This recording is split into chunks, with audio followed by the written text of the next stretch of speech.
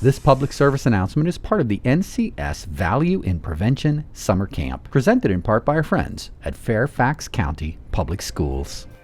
Hi, I'm Lauren, and I'd like to get real with you about something that's very important. Are you vaping or juuling? I'd like you to think about these facts. Nicotine is still in all of these devices. There is no such thing as a nicotine-free device. These products contain toxic metals, things like nickel and lead. They even contain things like formaldehyde, which is used to embalm dead bodies. Statistics show that vaping does lead to regular cigarette use. Why is this?